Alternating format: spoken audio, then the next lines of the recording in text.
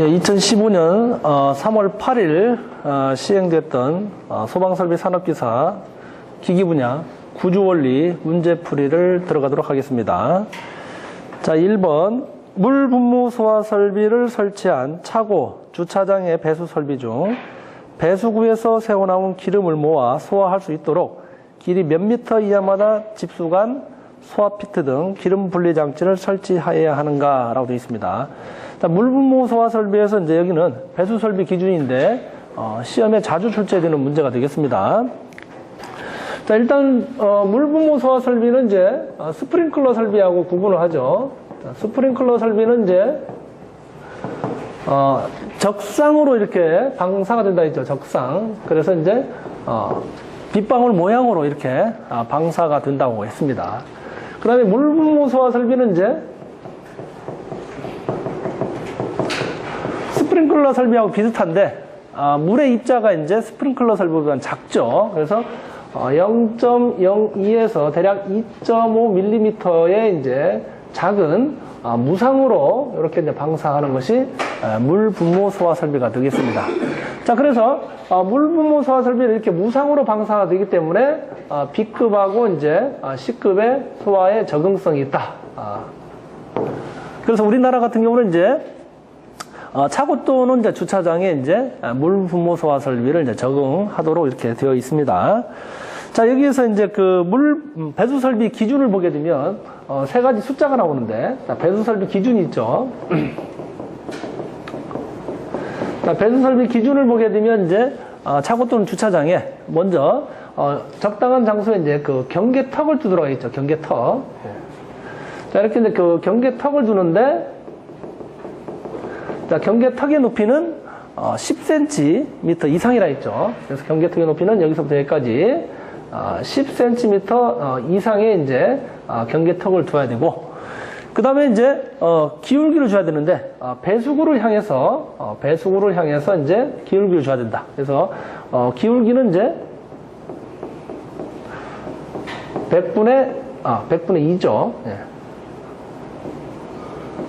자, 100분의 2의 기울기를 두도록 이렇게 되어 있습니다.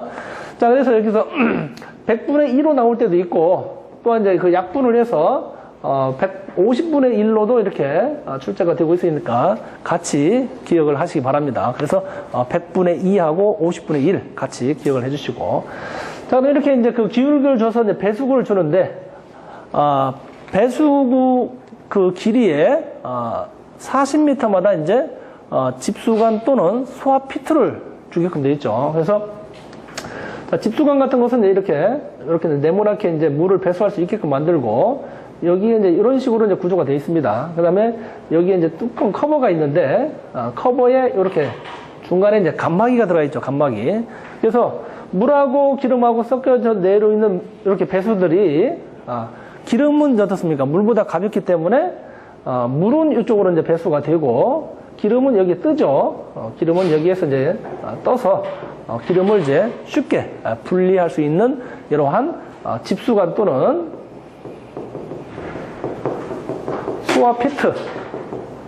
소화피트인 기름 분리 장치죠. 기름 분리 장치. 기름 분리 장치를 배수구, 여기 배수구 이제 40m 이내마다 이제 기름 분리 장치를 설치하게끔 이렇게 되어 있죠. 그래서 물 분무 소화 설비에서 배수 설비 기준은 좀 중요합니다. 그래서 여러분들이 같이 기억할 때 이 세 가지 숫자 좀 기억하시고, 경계턱 10cm 이상, 자, 기울기 100분의 2 이상의 기울기, 그 다음에 기름 분리 장치는 이제 40m 이내마다 이렇게 설치한다. 여기까지는 좀 같이 기억을 해주시면 좋겠습니다. 자, 그래서 1번은 기름 분리 장치이기 때문에 답은 2번 40m가 답이 되겠습니다. 자, 2번 보겠습니다. 호스릴 분마 소화 설비의 설치 기준 중 틀린 것은 되어 있습니다.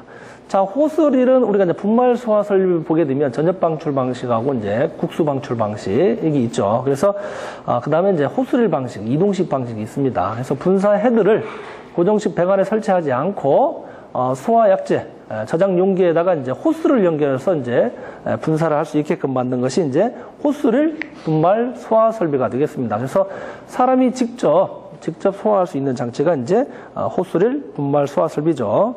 자, 설치 기준 중 틀린 것은 되어 있습니다. 자, 1번.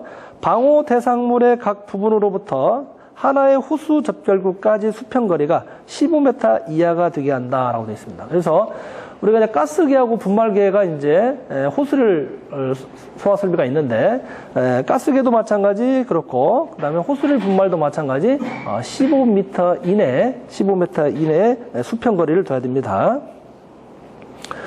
자, 2번. 저장 용기의 개방 밸브는 호스릴을 설치 장소에서 수동으로 개폐 가능하게 한다라고 되어 있죠. 그래서 우리가 일반적으로 이제 호스릴 소화 설비는 사람이 이렇게 직접 사용하는 부분이기 때문에 수동으로 용기를 개방할 수 있는 그러한 개방 밸브를 설치를 해야 됩니다. 자, 3번. 소화약재 저장 용기는 호스릴 설치 장소마다 설치한다. 그렇죠. 저장 용기는 이제 호스릴 설치 장소마다 이렇게 설치가 되겠습니다.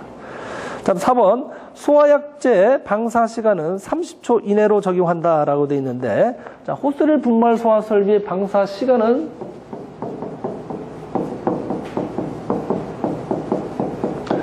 호스릴 분말 소화 설비의 이제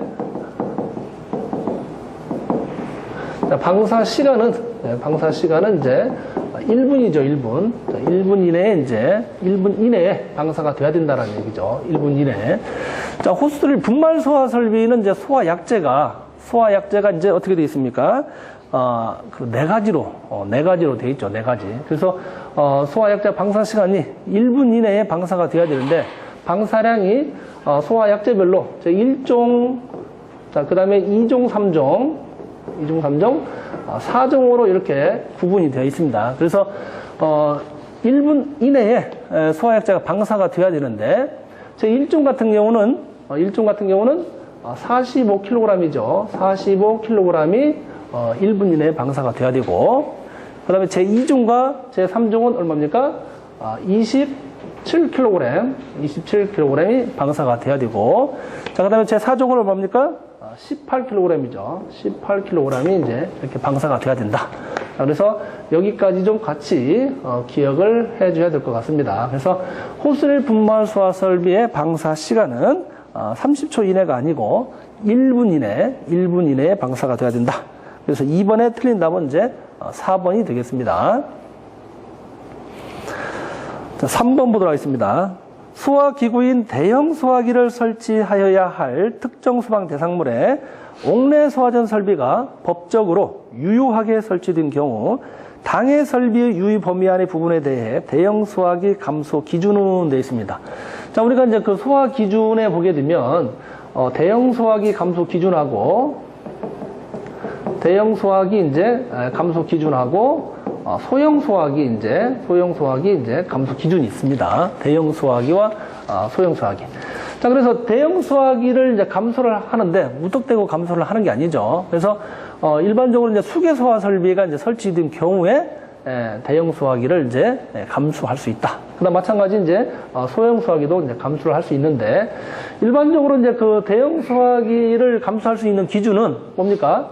옥내 소화전이 있죠. 옥내 소화전이 있고, 자, 옥내 소화전 설비가 설치된다든지, 그 다음에 오기 소화전, 자, 오기 소화전이 설치가 되어 있을 경우에, 자, 그 다음에 이제 뭡니까? 스프링클러 설비.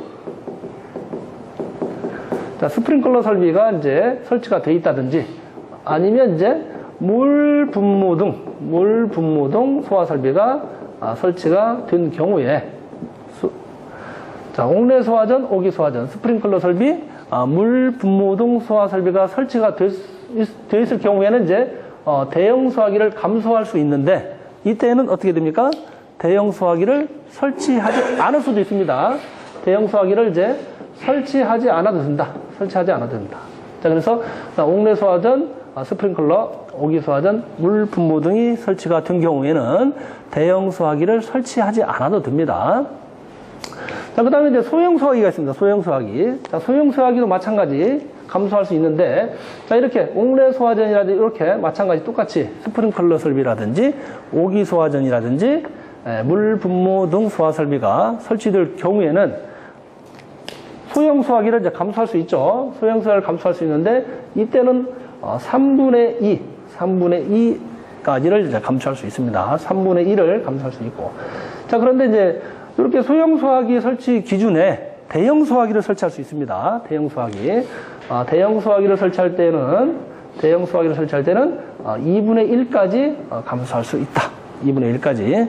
자, 문제에서는 지금 대형 소화기 감소 기준인데 이 소형 소화까지 같이 좀 기억을 해야 됩니다.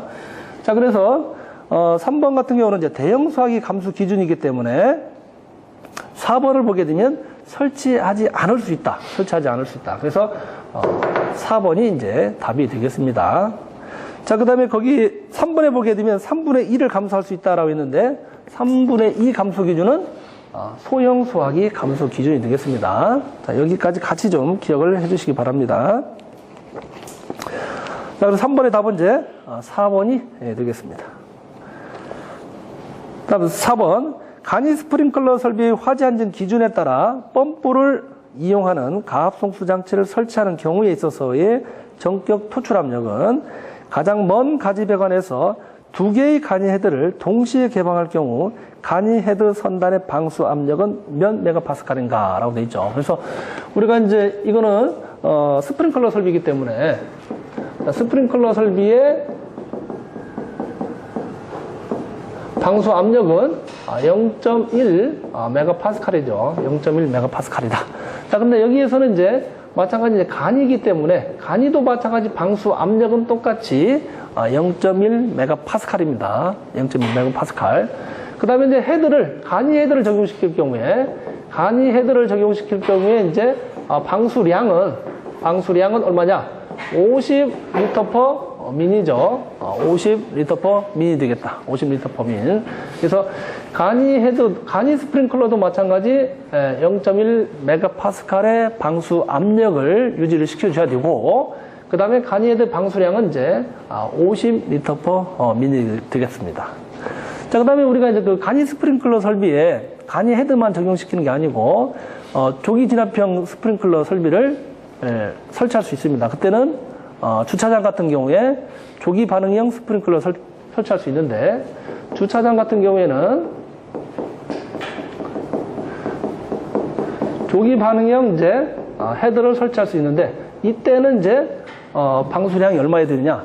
80리터 퍼 민이 돼야 된다는 거. 자, 이것도 같이 기억을 해 주시기 바랍니다. 자, 주차장에 설치하는데 이제 조기 반응형 헤드를 설치할 경우에는 방수량이 얼마다?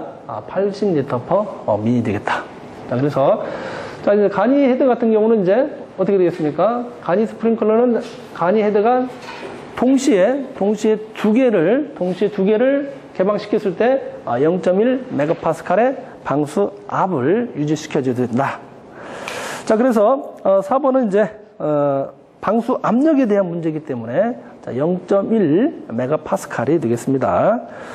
방수량도 나올 수 있어요. 방수량도. 그래서 간이 헤드를 적용시키게 되면 이제 50리터 퍼 민, 조기 반응형, 표준 반응형 스프링클러 설치할 때는 이제 80리터 퍼 민이 되겠다.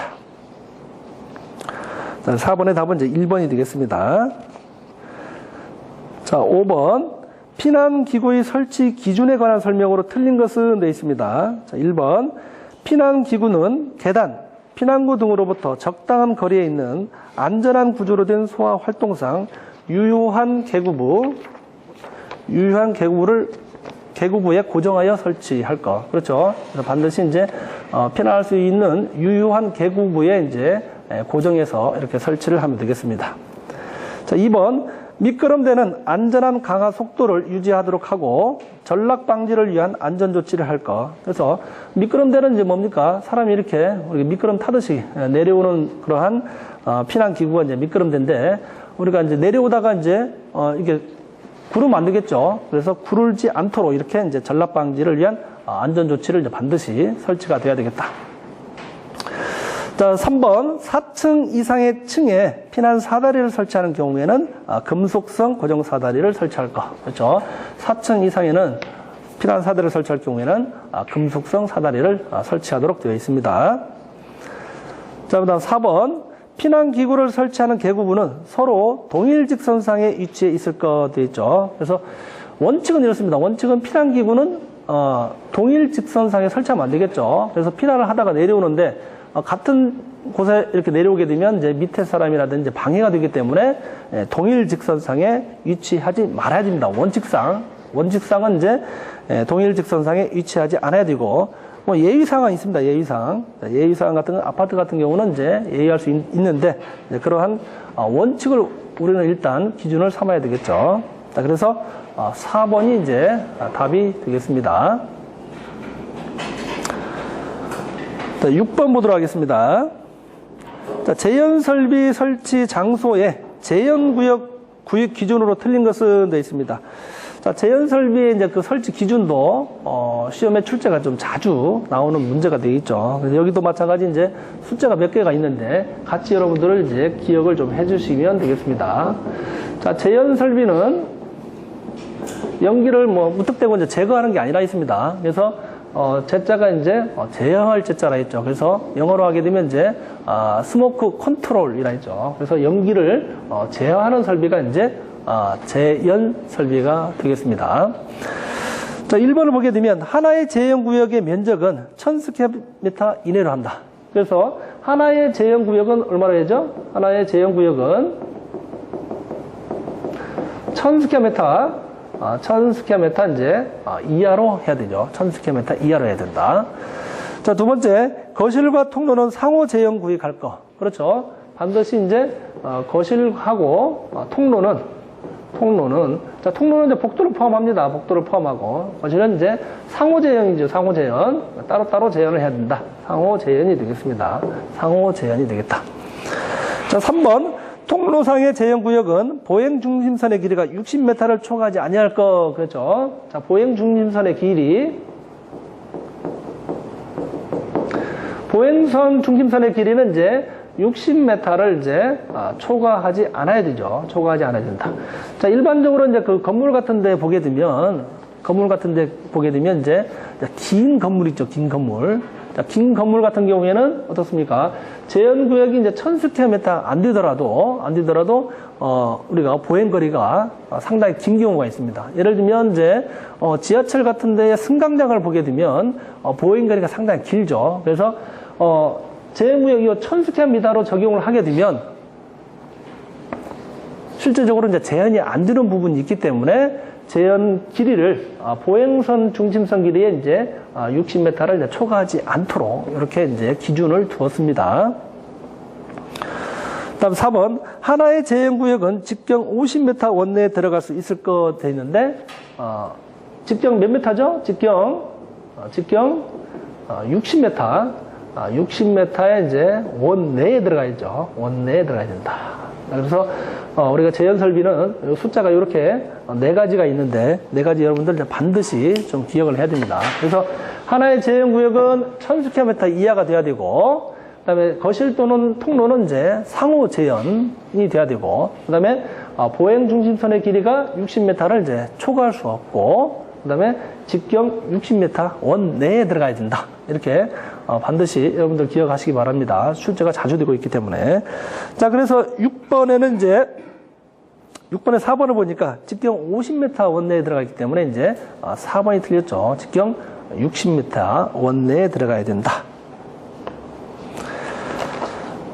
자, 다음 7번. 폐쇄형 스프링클러 설비의 하나의 방어구역은 바닥 면적 몇 스퀘어미터를 초과할 수 없는가라고 되어 있습니다. 자, 우리가 이제 용어를 보게 되면, 스프링클러 설비를 보게 되면,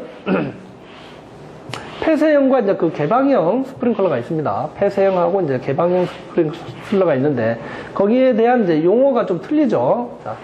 자, 스프링클러 설비를 보게 되면 이제, 폐쇄형하고, 자, 개방형이 있다. 폐쇄형하고 이제 개방형이 있다. 자, 우리가 이제 폐쇄형 같은 경우에 이제 스프링클러 설비가 이제 방사할 수 있는 그 범위를, 폐쇄형 같은 거는 어떻게 해야 됩니까? 폐쇄형 같은 거는 이제 방호구역으로 이렇게 하죠. 방호구역. 자, 폐쇄형 같은 것은, 하나의 유수검지 장치가 소화할 수 있는 그 범위는 이제 방호구역으로 이렇게 부르고 있습니다. 방호구역. 자, 그다음 개방형 같은 경우는 이제 방호구역이 아니고 방수구역으로 이렇게 부르고 있죠. 방수구역. 네, 방수구역. 자, 용어가 좀 틀립니다. 그래서 폐쇄형 같은 경우는 이제 방호구역이라고 하고 개방형 같은 경우는 이제 방수구역으로 이렇게 부르고 있다. 좀 기억하시고. 그다음에 이제 그 유수를 검지해서 경보를 발하는 것이 이제 폐쇄형 같은 경우는 이제 유수검지 장치를 하죠. 유수검지 장치. 네, 유수검지 장치를 용어를 사용한다. 유수검지 장치. 자, 유수검지 장치는 이제 몇 가지가 있습니까? 세 가지가 있죠. 세 가지. 유수검지 장치는 세 가지가 있다. 자, 알람 밸브가 있죠. 알람 밸브. 자, 알람 밸브가 있고. 자, 알람 밸브는 이제 습식에 사용되는 것이 이제 알람 밸브고. 자, 두 번째는 건식 밸브. 건식 밸브가 있습니다. 건식 밸브. 자, 건식 밸브는 이제 건식에 사용되는 것이 이제 유수검지 장치가 건식 밸브가 되겠고. 세 번째는 프리액션 밸브, 준비 작동식 밸브죠. 준비 작동식 밸브가 되겠다. 자, 준비 작동식 밸브는 이제 준비 작동식하고 이제 부합식에 이제 적용되는 유수 검지 장치가 되겠습니다. 그래서 여기까지 좀 유수 검지 장치, 유수를 검지해서 이제 경보를 발하는 그러한 설비가 이제 유수 검지 장치가 되겠죠. 그래서 습식 같은 경우는 이제 알람 밸브라고 하고, 건식 같은 경우는 이제 건식 밸브, 그 다음에 준비 작동식하고 부합식 같은 경우는 이제 준비 작동식 밸브를 사용하고 있습니다. 자, 그러면 개방형 같은 경우는 어떻게 하느냐? 개방형 같은 경우는 이제 유수를 감지하고 경보를 발하는 것을 우리는 일제 개방 밸브라 하죠. 일제 개방 밸브를 한다. 일제 개방 밸브. 자, 영어로는 이제 델류지 밸브를 말합니다. 델류지 밸브. 델류지 밸브가 이제 유수 검지 장치가 해당이 되겠다. 그래서 이렇게 스프링클러 설비는 폐쇄형하고 이제 개방형하고 이제 용어가 좀 틀리고 있습니다. 용어가 틀린다. 자, 그 다음에 저기 방호구역과 이제 방수구역이 있는데, 방호구역과 방수구역이 있는데, 자, 폐쇄형 같은 경우에 방호구역은 얼마를 초과할 수 없느냐? 3,000 스퀘어미터를 이제 초과할 수 없죠. 3,000 스퀘어미터를 이제 초과할 수 없는 것이 이제 방호구역이 되겠고. 자, 그러면 개방형 같은 경우는 방수구역은 헤드 개수로 합니다. 헤드 개수. 그래서 50개 이상을 하면 안 되죠. 50개 이하로 해야 되죠. 50개 이하로 해야 된다. 자, 방수구역을 50개 이하로 하고, 만약에 방수구역을 두 군데로 이제 구분을 할 경우에는, 두 곳으로 이제 구분을 할 경우는 이제 25개 이하로 이렇게 해야 된다. 자, 여기까지 같이, 우리가 시험 문제에서는 지금 폐쇄형에 대해서 방호구역이 얼마냐고 나왔지만, 같이 비교하면서 같이 기억을 좀 할 필요가 있습니다. 자, 그래서 7번 같은 경우는 이제 폐쇄형 스프링클러고 하나의 방호구역이기 때문에 이제 3,000 스퀘어미터를 이제 초과할 수 없다. 그래서 답은 이제 4번이 되겠습니다. 4번. 다음 8번 보도록 하겠습니다. 차고 또는 주차장에 설치하는 포소화 설비의 수동식 기동 장치는 방사 구역마다 몇 개 이상을 설치해야 되는가라고 되어 있습니다. 자, 우리가 이제 포소화 설비에서 수동식 기동 장치를 설치를 해야 되죠. 수동식 기동 장치. 우리가 일반적으로 이제 소화 설비는 자동으로 이렇게 가동이 돼야 되겠지만, 우리가 이제 실제적으로 이제 자동으로 작동되는 것보다 이제 사람이 더 빨리 이렇게 볼 경우에는 먼저 이렇게 소화 설비를 작동을 먼저 할 수 있죠. 그래서 우리가 이제 수동 기동 장치를 설치를 해야 되죠. 수동 기동 장치. 자, 수동 기동 장치를 이제 설치를 해야 되는데, 차고 또는 주차장 같은 경우죠. 문제에서는 이제 차고 또는 이제 주차장이다. 차고 또는 주차장 같은 경우는 이제 어디에다 설치합니까? 방사 구역마다 몇 개? 한 개 이상을 설치해야지. 한 개 이상. 방사 구역마다 이제 1개 이상을 설치를 해야 된다. 차고돌 주차장 같은 경우에. 자, 그런데 이제 그 항공기 경락고가 있죠. 항공기 경락고. 자, 항공기 경락고 같은 경우는 이제 1개를 설치하는 것이 아니고 2개를 설치하지. 2개. 자, 2개를 설치한다. 2개. 자, 하나는 이제 하나는 방어구역에서 가까운 곳에 하나 설치하고, 하나는 방어구역에 가까운 곳에 하나 설치하고, 하나는 어디에 설치하냐? 원격으로 제어할 수 있는 감시실 같은 곳에 이제 설치를 한다. 그래서 항공기 경락고는 이제 2개고, 차고 또는 주차장은 이제 1개가 되겠다. 자, 그리고 문제에서는 차고 또는 주차장에 설치하는 보수화 설비의 수동식 기동 장치이기 때문에 1개 이상이죠. 1개 이상. 자, 2번 같은 경우 2개 이상인 경우는 이제 항공기 이제 경납고가 되겠습니다. 그래서 8번의 답은 이제 1번이 되겠습니다.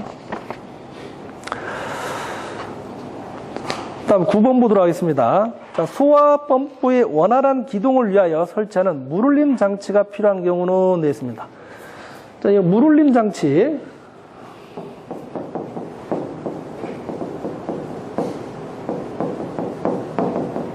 자, 물울림 장치. 호수조라고도 하고, 호수조라고도 하죠. 호수조. 프라이밍 탱크라고도 하지. 영어로 하게 되면 이제, 프라이밍 이제, 탱크다라고 이렇게 용어를 붙이고 있습니다. 자, 물울림 장치 같은 경우는 어때요? 자, 펌프보다, 자, 우리가 물펌프가 이렇게 있을 경우에, 펌프보다 하단부에, 펌프보다 이제 수주가 하부에 있는 경우죠. 하부에 있는 경우. 자, 물울림 장치는 수주가, 수원이, 그럼 결국 수원이죠. 수주가, 가압송수 장치보다 밑에 있는 경우에 이제, 물울림 장치를 설치하는데, 자, 이렇게 이제 그 펌프가 이제 낮은 곳에 있는 물을 높은 곳으로 올린다든지 이렇게 해야 되는데, 자, 이렇게 펌프 입구에 보게 되면, 여기에 뭐가 설치됩니까? 펌프 입구에 보게 되면 흡입구에 이제 뭐가 설치되느냐면, 푸트 밸브가 설치되지. 푸트 밸브가 설치된다.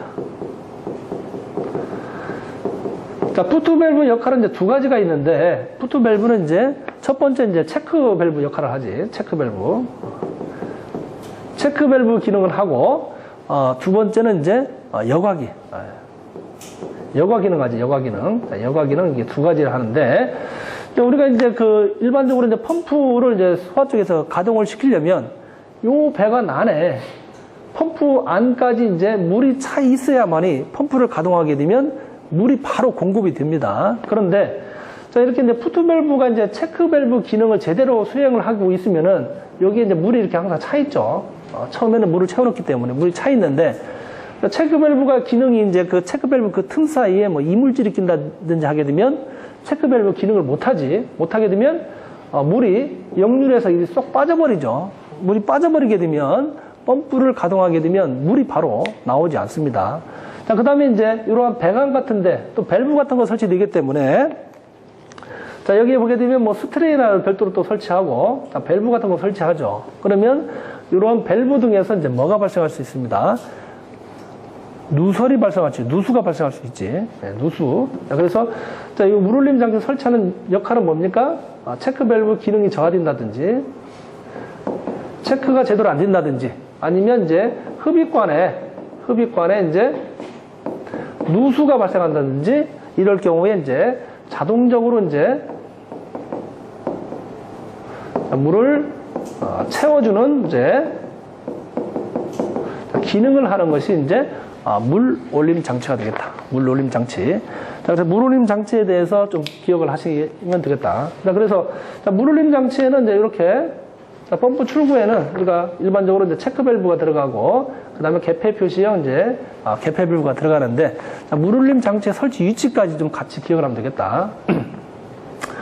자, 이렇게 이제 물 올림 장치가 이렇게 여기 위에 이렇게 설치가 되게 되면,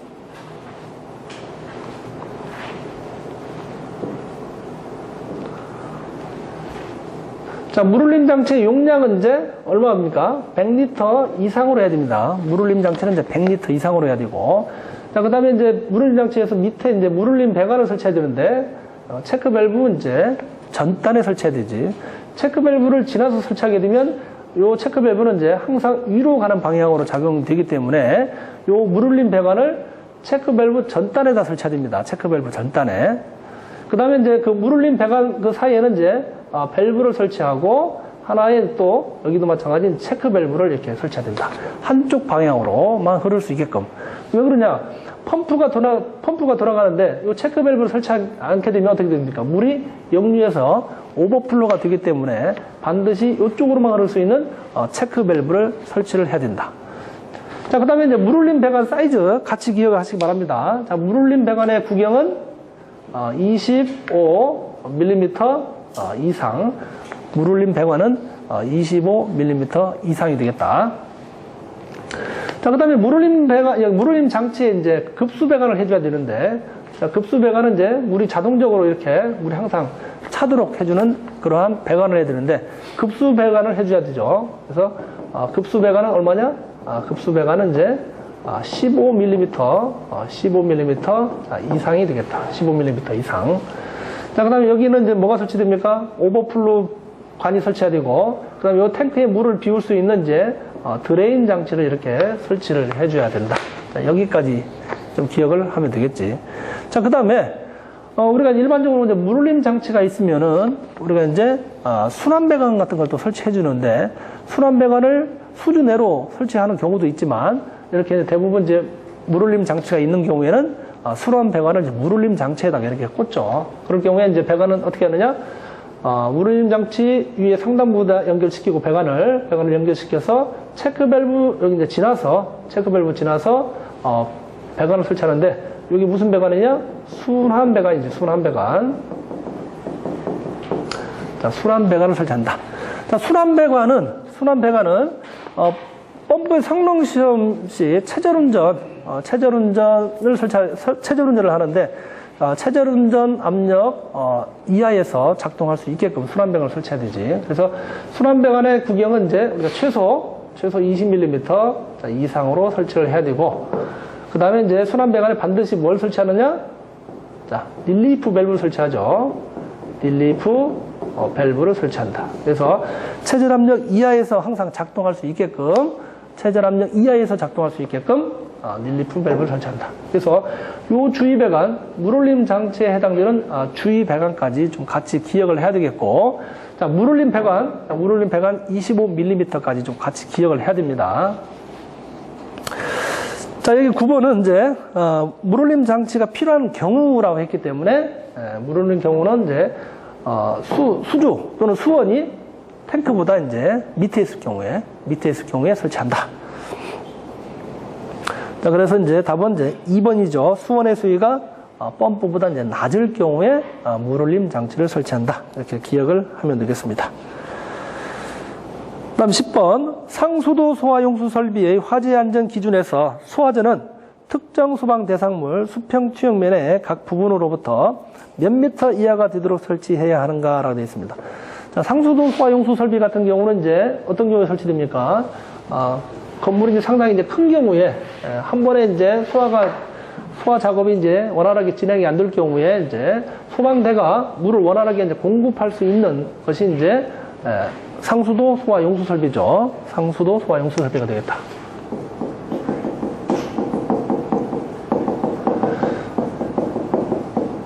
자, 상수도 소화 설비, 이제 소화용수 설비에는 뭐 그렇게 뭐 숫자도 그렇게 많이 나오지 않지만, 요 문제 같은 경우에 좀 자주 나오고 있는데, 여기서 이제 그 소화전 같은 경우는 특정 소방 대상물 수평 투영면의 각 부분부터 몇 미터 이하가 되는가라고 되어 있죠. 그래서 자, 여러분들은 이제 중요한 게 이제 여기 수평 투영면입니다. 수평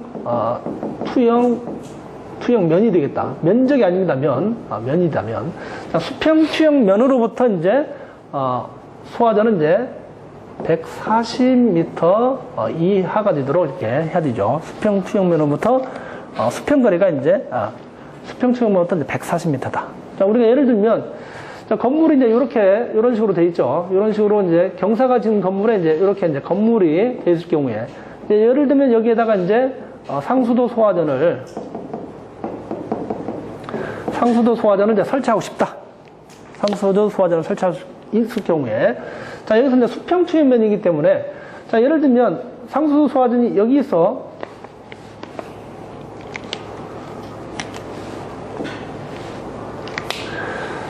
자, 여기에서 건물의 끝까지가 140m가 되게 하느냐? 여기 아니지. 이것도 아니고. 자, 그 다음에 요 건물, 그럼 경사진 부분에서 이렇게 끝나는 부분, 여기까지가 예를 들면 140m다. 이것도 아닙니다. 자, 우리 문제에서는 이제 상수도 소화설비 용수 설비는 이제 수평투영면이기 때문에 건물 여기서 위에서 빛을 비췄을 때 그림자가 맺히는 부분이죠. 그래서 수평투영면은 이제 여기가 되죠. 그래서 여기가 이제 140m 이하가 돼야 된다.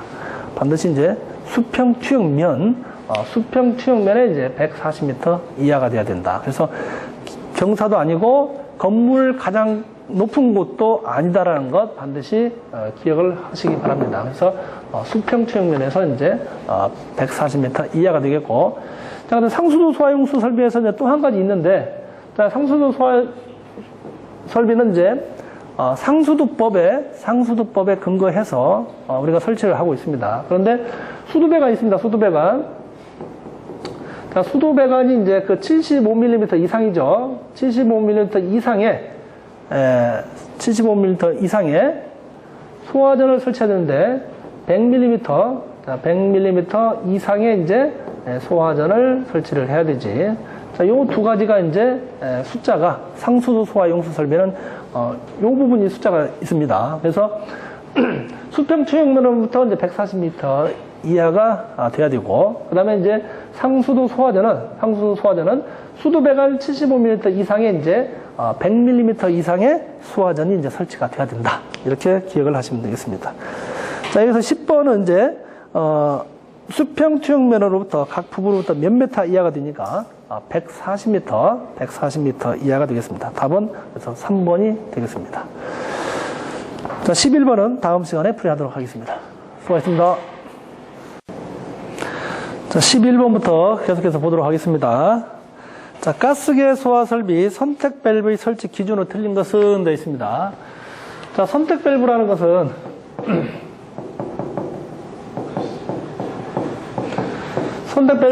이제 방호 구역과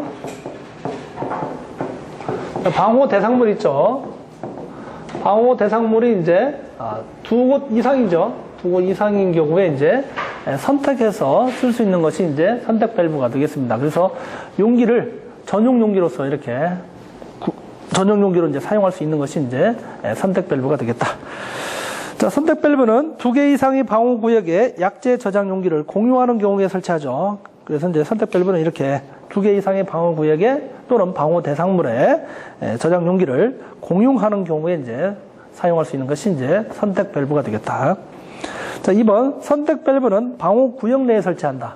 선택 밸브는 방호 구역 내에 설치하는 것이 아니죠.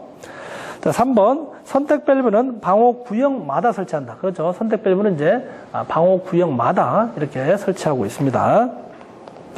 자, 4번 선택 밸브는 방호 구역을 나타내는 표시를 해야 된다. 그래서 방호 구역 또는 이제 방호 대상물에 반드시 표시를 해야 되죠. 그래서 뭐 예를 들면 뭐 발전실이라든지 발전실, 그다음에 축전지실 이런 식으로 이제 선택 밸브를 이제 반드시 표시를 해야 되겠습니다. 자, 11번은 이제 선택 밸브는 방호 구역 내에 설치하는 것이 아니고 방호 대상물마다 설치하고, 그다음에 방호 구역마다 또는 방호 대상물마다 이렇게 설치한다. 이렇게 기억을 하시면 되겠습니다. 그래서 11번 답은 이제 2번이 되겠습니다. 다음 12번 배출 풍도 단면의 긴변 또는 직경의 크기가 450mm 초과 750mm 이하일 경우의 강판 두께는 최소 몇 밀리미터 이상이어야 하는가라고 있죠. 그래서 자, 여기 이제 배출 풍도의 이제 강판의 두께, 자, 이것도 마찬가지 이제 제연 설비에서 자주 출제되는 것이 되겠습니다. 그래서 덕트 두께를 보게 되면 이제 우리가 밀리미터 단위를 쓰고 우리가 기호로서는 뭐 T로 이렇게 잘 쓰고 있습니다. 그래서 공장에서 생산되는 덕트가 0.5T가 있고, 자, 0.6T, 0.8T, 1.0T, 1.2T 이렇게 나오죠. 그래서 0.5mm, 0.6, 0.8, 1.0, 1.2mm로 이렇게 나오는데, 자, 여기서 덕트에 보게 되면 이제 대부분 덕트라는 것은 이렇게 사각 덕트가 주로 이용되고 있습니다. 사각 덕트. 그래서 긴변과 이제 짧은 변으로 이렇게 구분이 되는데, 긴 변과 짧은 변으로 구분되는데, 덕트의 두께를 선정할 때는 이제, 긴 변으로 한다. 또한 원형으로 할 경우는 원형이 직경으로 하겠죠. 그래서 이제 덕트 같은 경우는 이제 사각형 덕트로 할 경우에는 이제, 긴 변으로 한다, 긴 변. 그래서, 기준이 이제 450mm가 이제 처음이죠. 450mm 이제, 이하일 경우에는 이제, 0.5mm 두께를 하고, 그 다음에 이제 450 이제 초과 이제, 750 이하죠. 이하일 경우는 이제, 0.6mm. 그 다음에, 750 초과, 1500 이하일 경우는 이제, 0.8T를 하고 있습니다. 그 다음에 이제 1500 초과 되고, 2250이죠. 2250 이하일 경우에는 이제 1.0T를 한다. 나머지 이제 1.2T는 이제 2250mm를 이제 초과하는 경우에 1.2T를 기준으로 하고 있다. 이것도 상당히 자주 출제해두고 있으니까 여러분들 좀 기억을 잘 하시기 바랍니다. 자, 여기서 문제에서는 이제 직경의 크기 또는 긴변 또는 직경의 크기가 이제 450이고 750mm 이하이기 때문에 0.6T가 답이 되겠습니다. 자, 그래서 12번의 답은 이제 2번이죠. 2번. 다음 13번. 청정소화 약재의 저장 용기 설치 기준으로 틀린 것은 되어 있습니다. 자, 1번. 저장 용기의 약재량 손실이 10%를 초과하거나 압력 손실이 10%를 초과하는 경우에는 재충전하거나 저장 용기를 교체할 수 있다라 있는데, 저장 용기는 이제 그 필요한 양 이상을 해야 됩니다. 양 이상이 돼야 되기 때문에 바로 부족하게 되면 바로 교체를 해야 되겠죠. 그래서 1번이 이제 틀렸죠. 자, 2번. 직사광선 및 빗물이 침투할 우려가 없는 곳에 설치를 해야 되겠고, 3번. 온도가 55도씨 이하이고 온도 변화가 작은 곳에 설치를 해야 되겠죠. 다음 4번. 방호구역 위에 설치할 경우에는 방화문으로 구역된 실에 이제 설치를 해야 되겠다. 자, 그래서 13번의 답은 이제 1번이죠. 1번.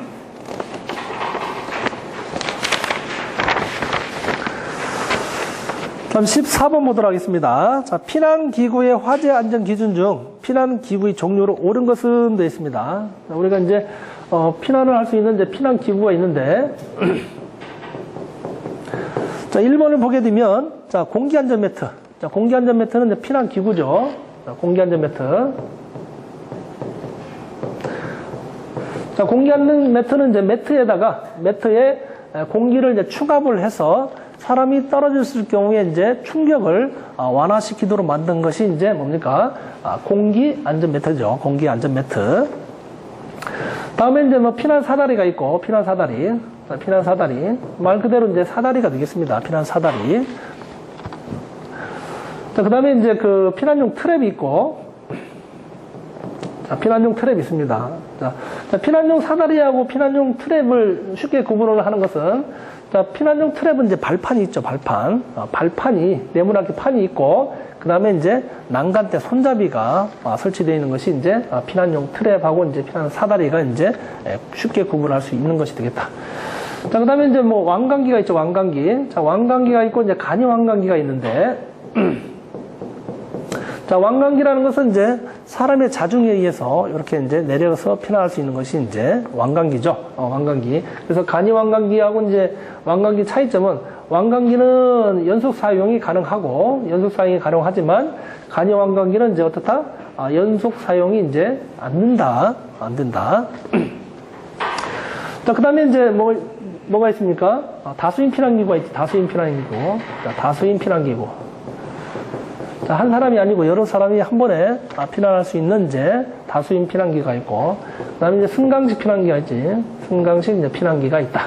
요즘 이제 그 공동주택 등에 이제 많이 설치되는 엘리베이터처럼 생겼는데, 사람이 이제 그 판에 올라가면 자중으로 이렇게 내려서 피난할 수 있는 것이 이제 승강식 피난기가 있지. 그 다음에 이제 그 피난용 로프 같은 거 있지. 피난 로프. 자, 이런 것들이 이제 피난 기구에 이제 해당이 되겠습니다. 자, 여기서 이제 피난기구 종류로 옳은 것이기 때문에 1번이 답이죠. 자, 이번에 방열복이라든지 공기호흡기, 자, 인공소생기는 이제 인명안전기구가 되겠습니다. 다음 15번 보도록 하겠습니다.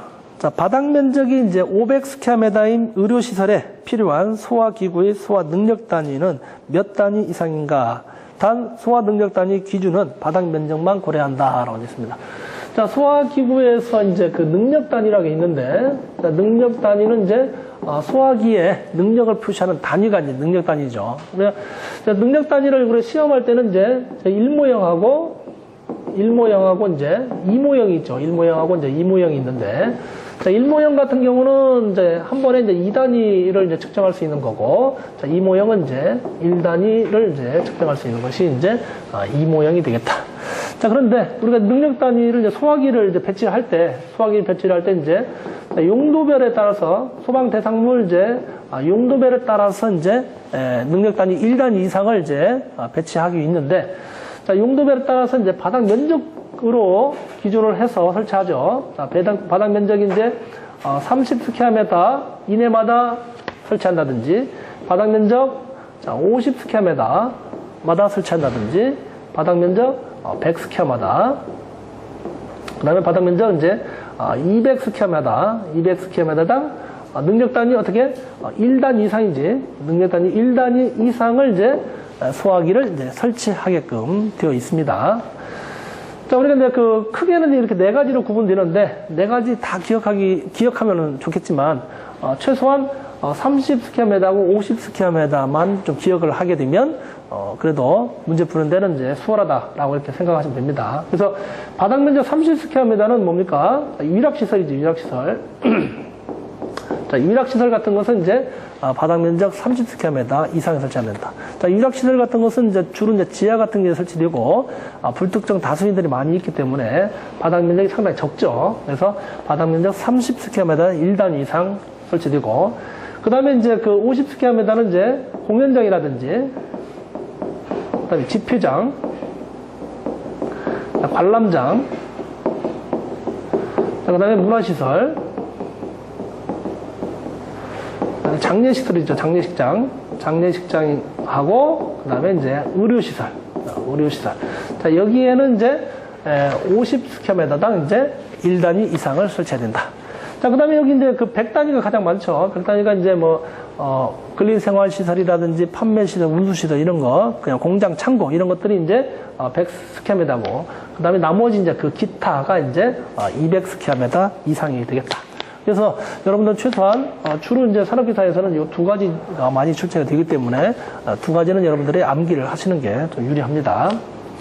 자, 그 다음에 이제 우리가 그 문제 중에 이제 별다른 내용이 없으면 이렇게 바닥 면적으로 이렇게 기준을 해서 기준을 정하면 되겠지만, 우리가 이제 단서조항이 있죠, 단서조항. 자, 주요 구조부가 이제 주요 구조부가 이제 내화 구조로 되어 있는 경우, 자, 주요 구조부 같은 것은 이제 바닥이 슬래브, 지붕, 기둥포 이런 것들을 우리 주요 구조부라 하지. 그래서 주요 구조부가 내화 구조로 되어 있고, 그다음에 이제 천장이나 이런 반자 재질이 불연재라든지 중불연재 또는 뭐 난연재, 자, 이런 것들일 경우에는 이제 바닥 면적의 2배까지,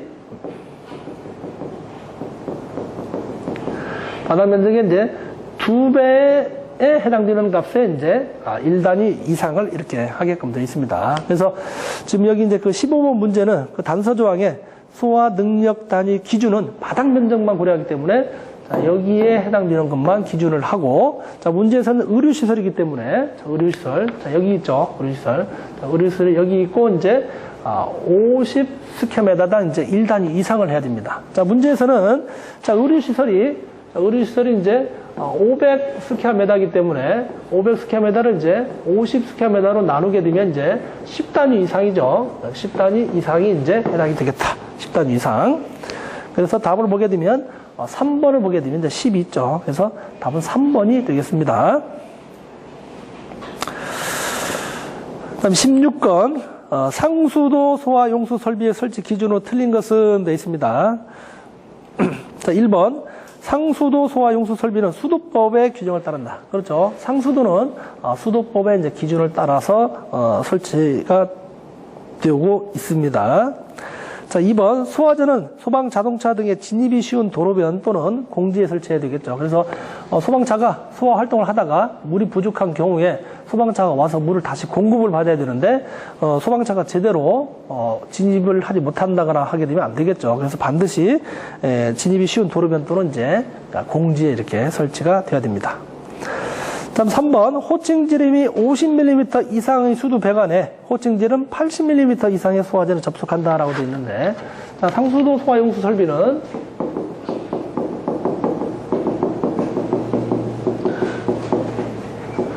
상수도 소화용수 설비는 이제 수도 배관 이제 75mm죠. 75mm 이상의 배관에 최소 100mm 이상의 소화전을 배치를 하게끔 되어 있죠. 수도 배관 75mm 이상의 100mm 이상의 이제 소화전을 이제 설치하도록 되어 있습니다. 자, 그래서 3번은 50mm 이상, 80mm 이상이기 때문에 이제 3번이 틀렸죠. 3번이 틀렸습니다. 자, 4번. 소화전은 특정 소방 대상물의 수평 투영면의 각 부분으로부터 140m 이하가 되도록 설치한다. 자, 이것도 마찬가지 이제 상수도 소화 설비는 이 두 가지가 이제 숫자가 있습니다. 두 가지밖에 없기 때문에 다른 숫자는 없기 때문에 이것만 기억하면 되겠죠. 그래서 상수도 소화전은 어떻게 설치한다? 이제 수평 투영면이죠. 수평 투영면. 수평 투영면으로부터 이제 얼마? 140m 이제 이내에 설치해야 된다. 수평 투영면으로부터 140m 이내. 자, 수평 투영면은 이제 전 시간에 또 설명드렸지만 위에서 빛을 비췄을 때 그림자가 비추는 그 면이 수평 투영면이 되겠습니다. 자, 그래서 16번의 답은 이제 3번. 호칭 지름이 50mm가 아니고 75mm 이상이고, 그 다음에 이제 80mm 소화전이 아니고 100mm 이상의 소화전이 되겠습니다. 다음 17번. 전동기 또는 내연기관에 따른 펌프를 이용하는 가압송수장치 설치 기준에 있어 당해 소방 대상물에 설치된 오기소화전을 동시에 사용하는 경우 각 오기소화전 노즐 선단에서 방수 압력과 방수량은 옳은 것은 되어 있습니다. 자, 이거 방수 압과 방수량은 반드시 여러분들이 기억하라 했죠. 자, 방수 압과 이제 방수량이 있는데 자, 여기 문제에서는 이제 그 오기소화전이죠. 오기소화전. 자, 오기소화전 같은 경우에 자, 방수압은 0.25 메가파스칼 이상이죠. 오기소화전은 이제 방수압은 0.25 메가파스칼 이상이고, 자, 방수량은 350이죠. 350 리터 퍼 민 이상이다. 자, 여기 말고 이제 오기소화전 문제 나왔지만 오기소화전 말고 다른 것을 보게 되면, 자, 오기소화전 말고 그다음에 이제 옥내소화전이죠. 옥내소화전. 자, 옥내소화전 같은 거. 자, 이것도 반드시 여러분들 기억하라 했죠. 자, 옥내소화전 같은 경우는 이제 방수압이 0.17 메가파스칼 이상이고, 자, 방수량은 130 리터 퍼 민이 되겠다. 자, 그 다음에 이제 한 번 더 하게 되면 스프링클러 설비 있죠. 자, 스프링클러 설비 같은 경우는, 자, 방수압은 이제 0.1 메가파스칼 이상이고, 그 다음에 헤드에서 한 개의 헤드당 방수량은 이제 80 리터 퍼 민이 되겠다. 자, 하나 더 하게 되면 연결송수관 설비가 있습니다. 연결송수관. 자, 연결송수관 설비는 이제 방수압이 얼마입니까?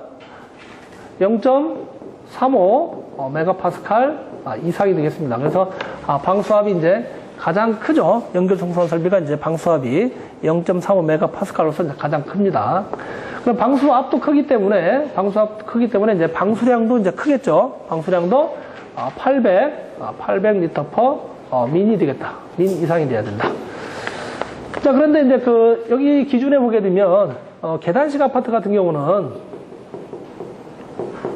계단식 아파트에 있는 경우에는 이제 800리터 퍼 민이 아니고 최소 이제 400리터/민 이상으로 해줘야 된다. 자, 이것은 여러분들이 반드시 기억을 할 사항입니다. 그래서 실기 문제에서도 이제 충분히 나올 수 있는 문제, 이걸 암기를 하지 않게 되면 이제 실기 문제를 풀 수가 없죠. 그래서 반드시 방수압과 방수량은 여러분들이 기억을 하시기 바랍니다. 자, 그래서 17번에 있어서는 오기소화전이기 때문에 이 1번을 보게 되면 방수압은 0.25MPa 이상, 방수량은 이제 350리터/민 이상이 되겠다. 다음 18번 보겠습니다. 자, 분말 소화 설비에서 저장 용기 내부 압력이 설정 압력으로 되었을 때 주밸브를 개방하기 위해 저장 용기에 설치하는 것은 되어 있습니다. 자, 분말 소화 설비를 보게 되면 이렇게 이제 주밸브를 개방시키는 장치가 있습니다. 주밸브를. 자, 분말 소화 설비 특징은 고체 가루이기 때문에 저장 용기에다가 저장하는데 바로 가압용 가스가 들어가게 되면 분말이 나오지 않고 그냥 가스만 방출되죠. 그래서 저장 용기를 일정하게 압력을 유지시켜주는 이제 장치가 있는데, 자, 분말 소화 설비를 간략하게 한번 그려보게 되면, 자, 이렇게 여기에 이제 뭐가 있습니까? 분말 약재, 자, 약재 이제 저장 용기가 있다.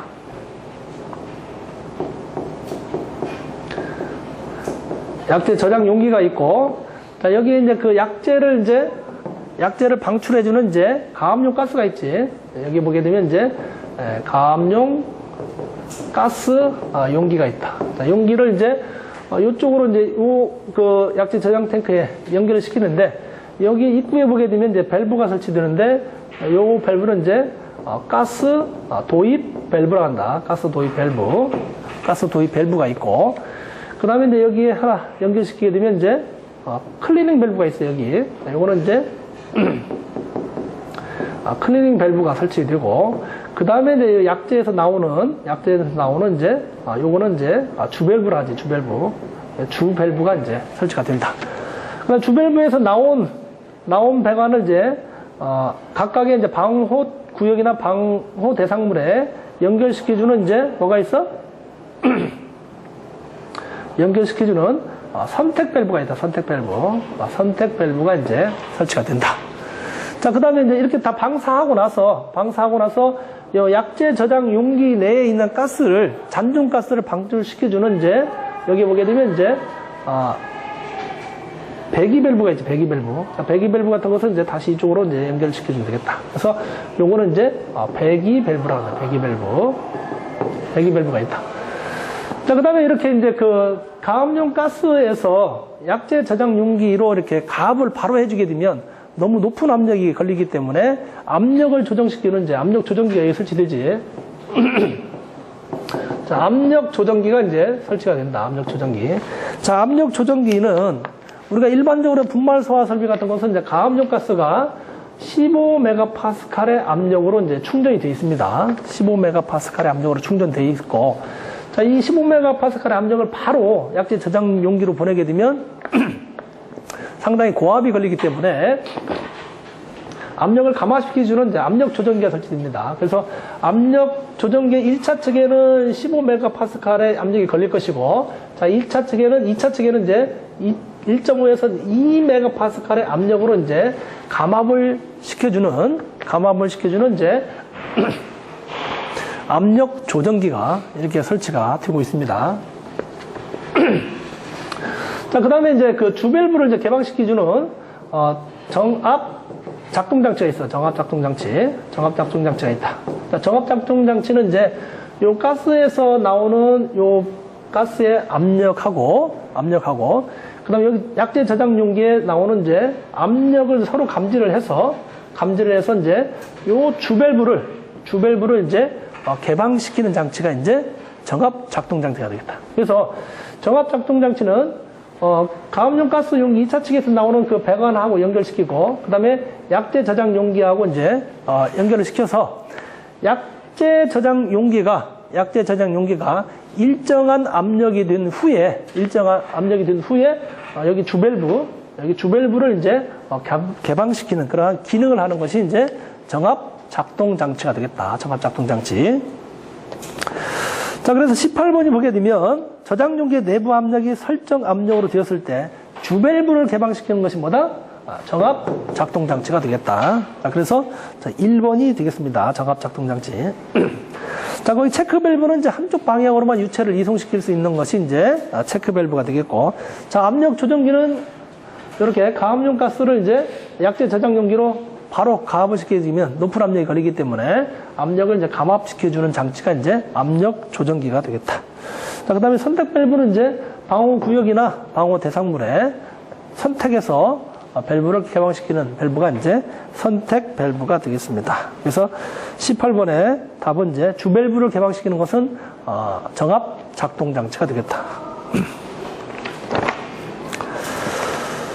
자, 그다음 19번 포소화 설비 개방 밸브 중 수동식 개방 밸브의 설치 위치 기준으로 가장 적합한 것은 되어 있습니다.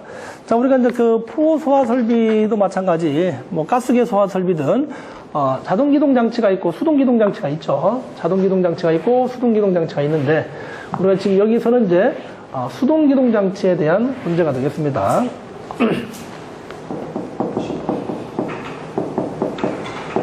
자, 수동 기동 장치는 이제 수동으로 개방시키주는 뭐가 들어가야 돼? 수동식 개방 밸브가 들어가야지.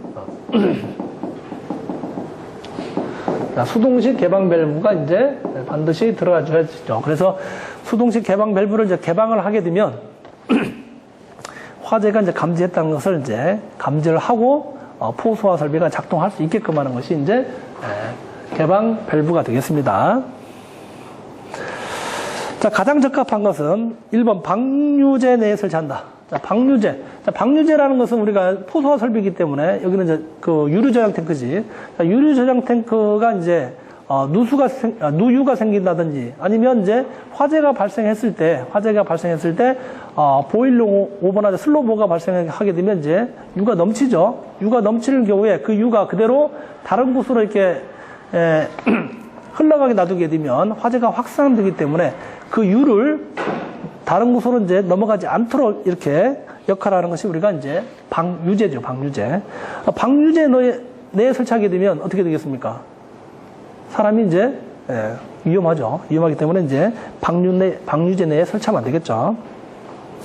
자, 2번 펌프실 또는 송액 주배관으로부터 분기점 내에 설치하는 것이 아니고, 자, 3번 방호 대상물마다 절환되는 위치 이전에 설치한다. 자, 이것도 마찬가지 좀 아니죠. 그래서 수동식 개방 밸브는 4번 화재 시 쉽게 접근할 수 있는 곳에 이렇게 설치하도록 되어 있습니다. 자, 그래서 19번의 답은 이제 4번이 되겠습니다. 4번. 다음 20번 변전실의 변압기에 물 분무 소화 설비로서 방호하려고 한다. 자, 이 변압기에 154kV의 고압선이 인입되고 있다면 물 분무 헤드와 이 고압기와 이격거리는 몇 cm 이상인가라고 되어 있죠. 그래서 우리가 이제 그 물 분무 소화 설비는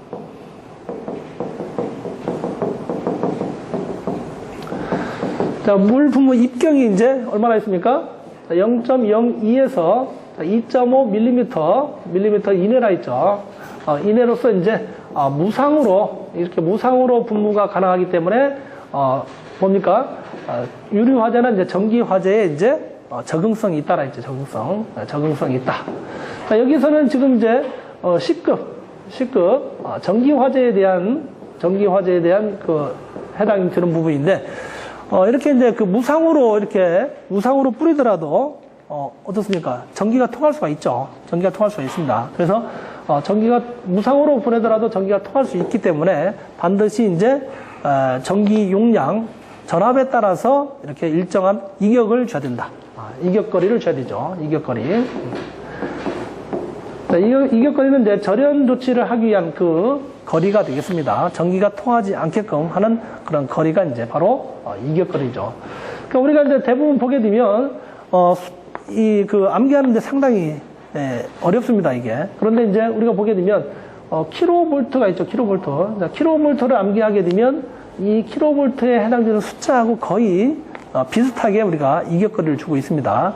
자, 예를 들면 우리 문제에서는 이제 154kV이기 때문에 요 수치하고 이제 거의 근사한 수치를 선택하게 되면 150cm죠. 150cm가 되겠다. 자, 그래서 이제 여기 154kV 같은 경우는 이제 범위가 얼마예요? 110에서 110초가지,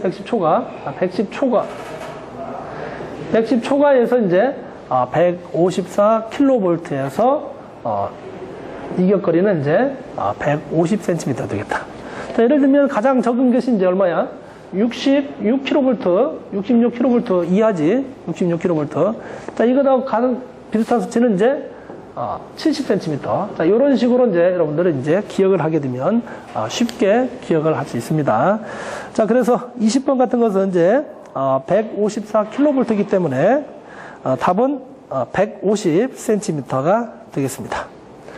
이상으로 문제풀이를 마치겠습니다.